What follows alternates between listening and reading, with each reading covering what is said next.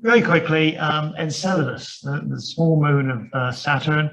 The book here that I picked up, which informs a lot of this, is one of these proper, potentially expensive academic books that I spotted on Amazon. But for some reason, it had been mispriced for just over £20, so I grabbed it. I have seen it on sale for about 100. It's written by the people who are doing the Cassini work. It's the top people. It's not a summary or anything. It's the real hardcore stuff. It's heavy going, but the chemistry, which I'll go on to, that was okay for me because I'm a chemist. So I quite like that. So anyway, where are we going? Right, Enceladus. It's unlikely, I think, that anyone has seen it through a telescope. I haven't seen it through a telescope. I've seen hints of these other moons here, Titan, I think, but I'm not convinced I've ever seen Mimas or Enceladus.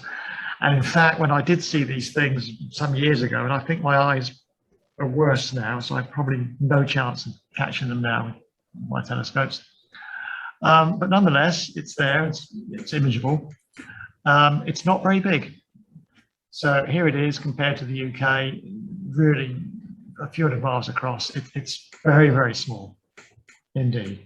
And compared to the other moons of Saturn, well, here it is, it's a real pygmy. These ones here are classified as medium size, for reasons we'll come to. Titan is what we would call a proper moon, it's proper big. And that's another matter altogether, but it orbits further out from these smaller ones. So here they are, outside of the rings. Enceladus is embedded in this thing called an E-ring, which is a very faint ring, which didn't look to be a coincidence, and in fact it certainly isn't. But that's the view of it. The rings, of course, you can see perfectly well, most of them. The E-ring, I'm not sure I can see that either. Right, now the Cassini probe, which went there and spent an awful lot of time hanging around the system. What's important for this today is mass spectrometer, which is a unit stuck on the side here. This is a disassembled version of it. Now, I suppose this is about the size of a microwave oven. Mass spectrometers are marvelous instruments. But like a telescope, different ones can do different jobs. You can't get a single instrument that can do everything. And what was sent to Saturn was just to fulfill what they thought they were going to need to do. There it is. And also on the craft is this other instrument, the CDA, the Cosmic Dust Analyzer, which we'll show you in a minute. That's also important for what follows. Now, the mass spectrometer, there are various ways they work, but essentially, basic simple thing is that molecules are put in here, they're broken up, ionized, usually gives a single positive charge on them. Now that they're charged, they can be accelerated by a voltage. We do that over a small distance, and then there's a gap, essentially it's a beam, and you measure the time it takes for the ions to get from this to the detector. And because the voltage across here is the same for all, if you like, the force on all the ions is going to be the same, but their masses are different, they arrive at different times, and you can sort out the timings and turn that into mass. So the different weights of what was in the sample arriving at the detector show up in a spectrogram. We used to call it a spectrum, but never mind. Now, the Cosmic Dust Analyzer is a bucket, essentially, like this. And this analyzes grains rather than for molecules.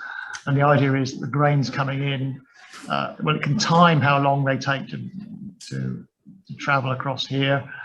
They then bounce back up to a charge, and then up to this negatively charged unit here. And that means there's a way of analyzing to see what is in these grains. The actual details are a bit vague online. It doesn't really matter, actually. Really, this is to analyze particles rather than molecules, so little solid bits of material. And there they go. Now, when the Cassini probe was orbiting around Saturn, it had a chance at one point to do a picture of Enceladus that was backlit, which the Voyagers never did.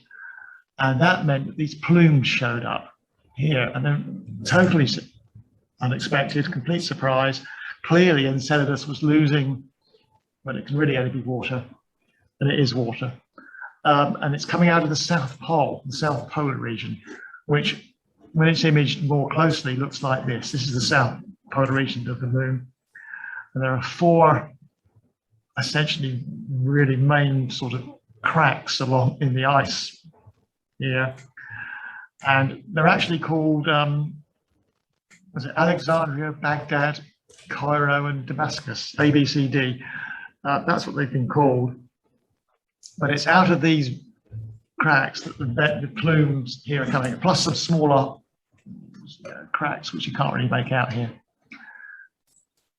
Now, the data that came back, this is the mass spectrum, or it's one of the ones that was probably shown.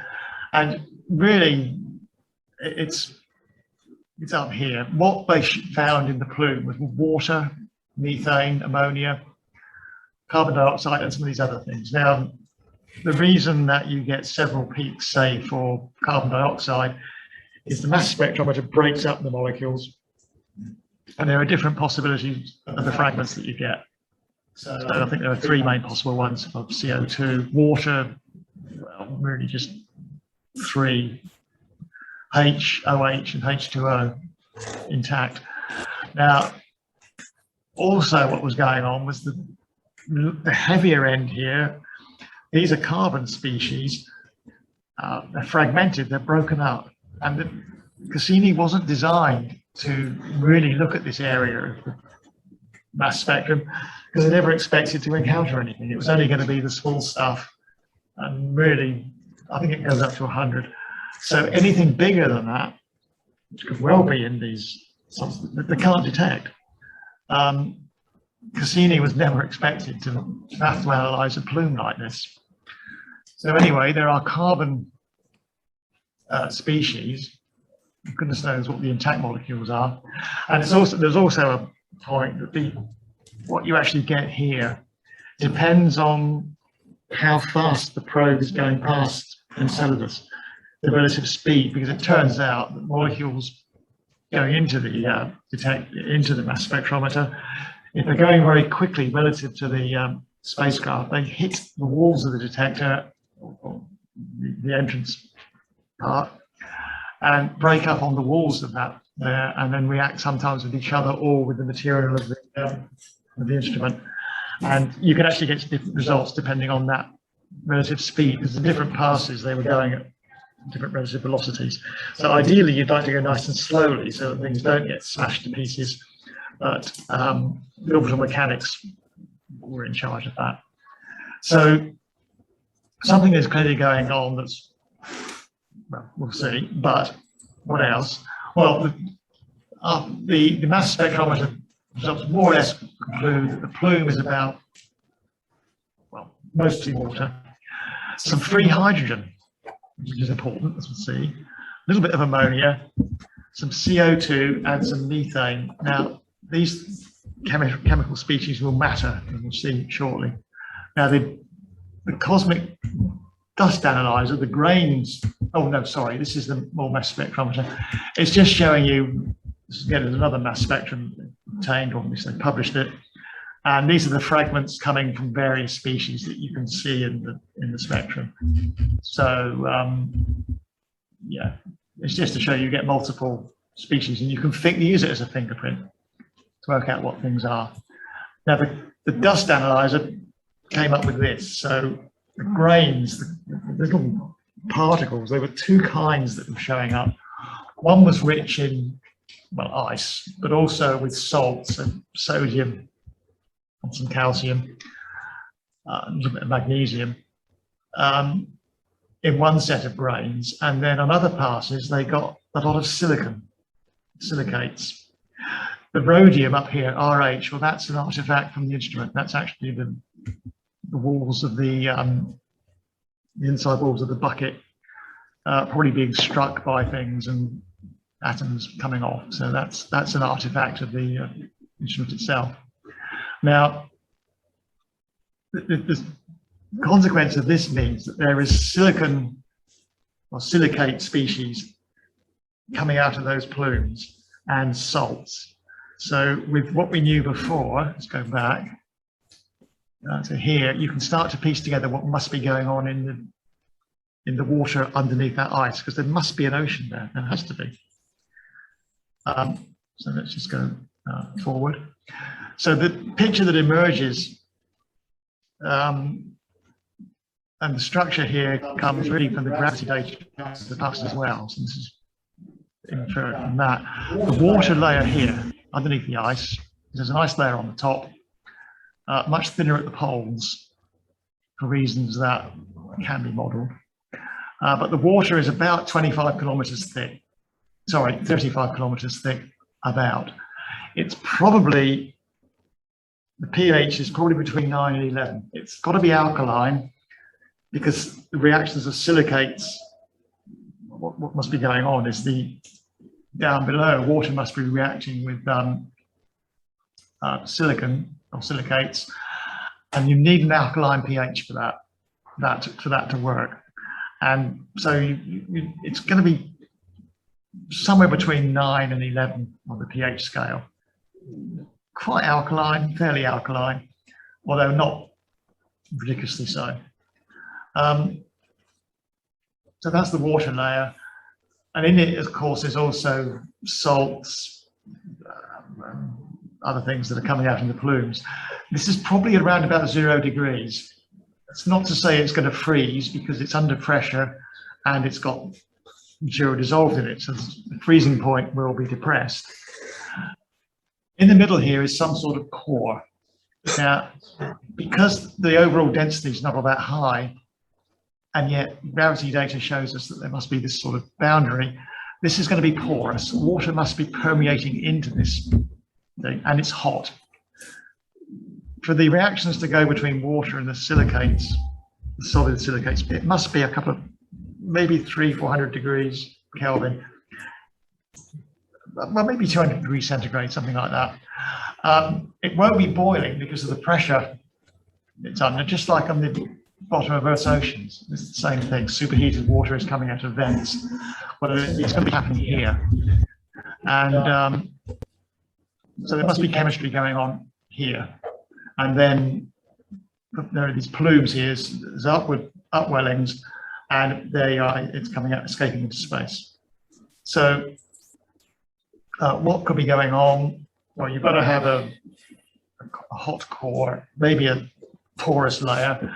Reactions are going on, chemical reactions on the rock there. They must be, because something is putting the silicon and the other things into solution. Now, because there's hydrogen and CO2 and methane and water, you could be having this chemical reaction going on here. Now, there are bacteria on Earth that use that. It's that in metabolism. Now, the quantities coming out in the plumes are not equilibrium ones, so this can't be the whole story, which could be biological, but it could be that we're only seeing part of the chemistry. Can't really tell. But nonetheless, something is going on. This here is just some ponderings about modeling the chemistry of what's going on in there. So, a bit more about it. If you wonder about it, what have we got? We've got a nice shell. We've got water there, and the chemical terms are relevant here. But you've got essentially a hot place. Water is in touch with these hot rocks, or whatever they are. All sorts of things probably could be going on. It is going to be quite a chemical soup. Is it going to be suitable for life? Well, we'll see in a moment. The ice shell here is protective and seals it in. And there it is. So here's more about it. You've probably got a picture like this. Water here. If you're going to have hydrothermal activity, there might well be vents like this, possibly. Or if there are cracks going into the core, or if it's like a sponge, then you won't have this sort of thing. It'll be more spread out, more steady. Now, the water here, the volume of water, liquid water, is greater than that on the Earth. Earth, although it's covered in 70% covered in water, it's not very deep, not to the extent that this is. So there's plenty of water there, more than we have here. Now, some of the questions that arise straight away, we don't know the answers yet. Is this going on all the time? Has it been going on 4 billion years, or have we just caught it, just doing it now? Or is it episodic? Or is it periodic? So these are various sizes. I've copied these from the textbook I showed you. So one thing is that it could be that every so often Enceladus becomes in orbital resonances that cause tidal heating, and these go on and off over the scale of hundreds of millions of years. And so it's something that turns on and off, maybe.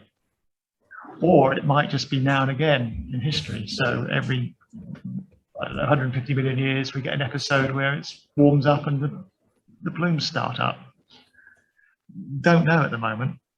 Now, if it's been going on since Enceladus may have formed, maybe 4 billion years, then it would have lost, I think the calculations are about a third of its mass, has vented out over the years into out of those plumes. A lot of the plume material falls back into space, falls back on the surface, but some of it doesn't. And that's what the E-ring is. The E-ring is water, mostly water ice, that's come out of Enceladus. So here are the questions. Now, these are not known. So Enceladus, how old is it? Well, did it accrete 4 billion years ago, like the Earth and the Moon, that kind of time? Or is it much more recent? I mean, there are questions. If it's related to the Saturn's rings, well, the view now is that they're rather recent, 100 million years or so, based on the fact they're pristine and don't show much sort of solar weathering. Or sometime in between, we don't know. How was it formed? Was it when Saturn settled down as a planet, the moon was accreted? Or did something go on a few 100 million years ago and it formed then from all the debris that involved the episode that created the rings? If an ocean is there, is it there all the time? Is it episodic, just now and again? Is it periodic, so that it comes and goes? Or has it always been there? And here's the question now, that the ocean within Enceladus is what we would call habitable. There are microbes on Earth that if you introduce them to Enceladus, put them in there, they'd survive. The chemistry is suitable, the pH is suitable, they do it. But is there anything there? Well, of course, that's the question. Now, if this is episodic, or maybe even periodic, you'd think probably not. But at the moment, it's all up in the air. Who knows?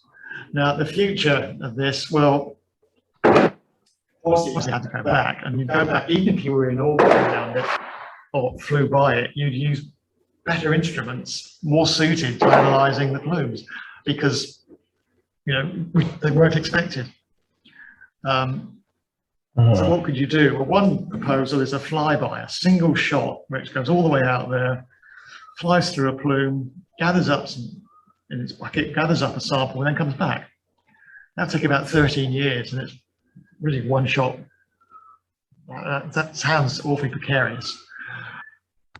Another possibility is to go there and orbit Enceladus.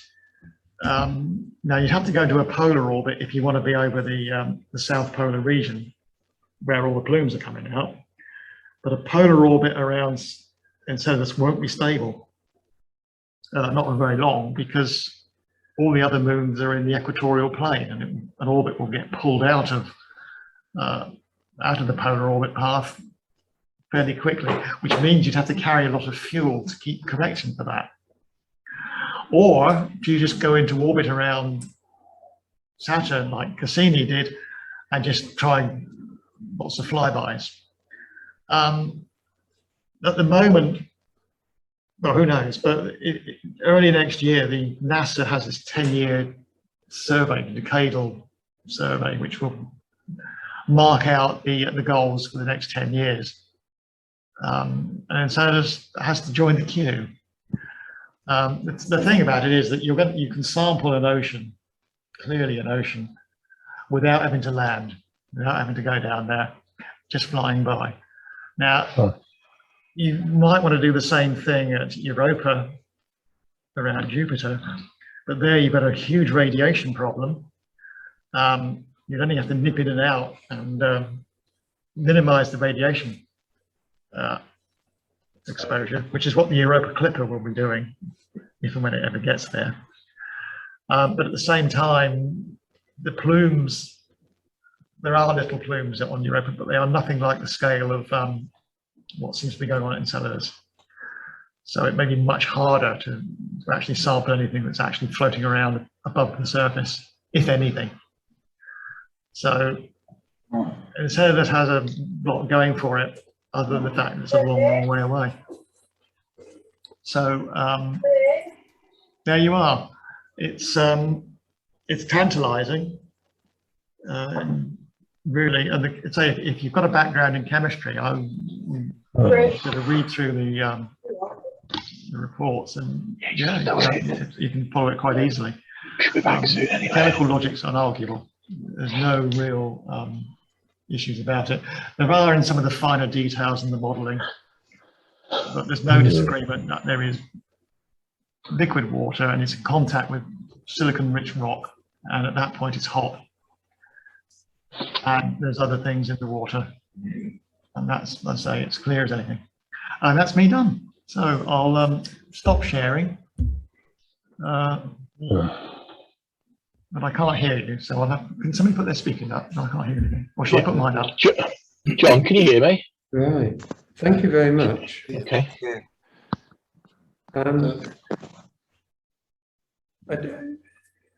If I talk, oh, first of all, well, I'm just aware of the time.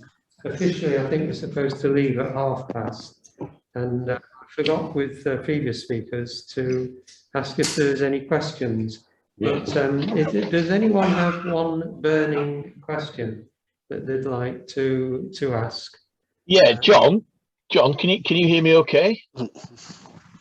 Hello. So, John, just as a bit of a guess, really, would we be able to look at the amount of plume debris within the can you start that again, because hello, sorry, I didn't catch the beginning. Oh, sure. Sorry, can you hear me okay now? Yes. Fantastic. So, just with regards to seeing how frequently those plumes appear, given that we kind of got a good idea of where Enceladus is traveling through that what do you call it, the E ring or the E orbit, the E ring that it inhabits.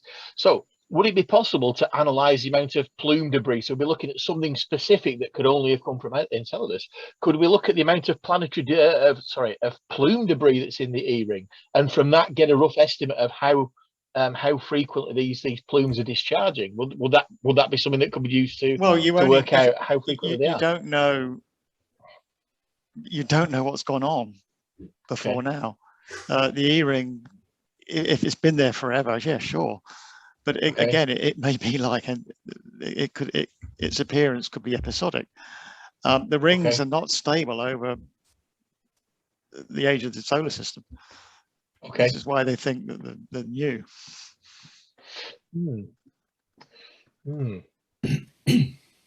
So what do they think is fueling the heat then? Is it it's tidal. Geothermal? Or? No, it's tidal because it's in resonance with Dione. And the numbers work out pretty well. So given the presence of methane in the spectroscopic sample, would that indicate that there is sort of life, possibly extremophile bacteria around geothermal vents? Can the meat end be counted for in any other way? No, no, you can get it. You can get it abiotically. Okay. Okay. Well, That's the trouble. It's not unique to biology, Ah, although would it it- is a biological possibility. would it be possible, therefore, to configure any future spectroscopic analysis with any sort of up and coming spectroscopic technology to look for the particular what are they called, the metabolites of methanogenesis that you get in certain bacteria in the plumes or in Well, you're not going to be able to do that remotely because there won't be enough of them. You'd have to go there, and I say once you get there, you're gonna go with a much better, more suitable instrument. So yes, you're going to be able to yeah, that's what I'm but it's saying. the signal will be too weak from here. Really, no, you've got to go in situ. But it's just when the Cassini instruments were designed, no one had any idea that they'd be flying through a plume with bits and pieces in it. It was just thought they would just be sampling the ring there, and maybe cosmic grains. They actually did find some interstellar grains, I think about 30, amongst other things. But who knew? That's the thing.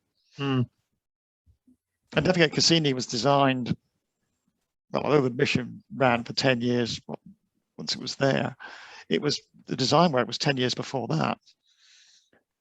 So it's quite old now. How long does it take to get to Saturn? Well, that depends on what rocket you get. You could take up to 7 years, 8 years or so. And then if you're going to stay there and not fly by, you need a fuel for braking. So there it is. I mean, the Europa Clipper going to Jupiter will get there at a reasonable time if it can go on the Space Launch System, the big rocket that still has not flown, the NASA one. If it has to go on a smaller rocket, well, it's going to have to do one of all these slingshot things around the inner solar system, and it'll take 2 or 3 times as long.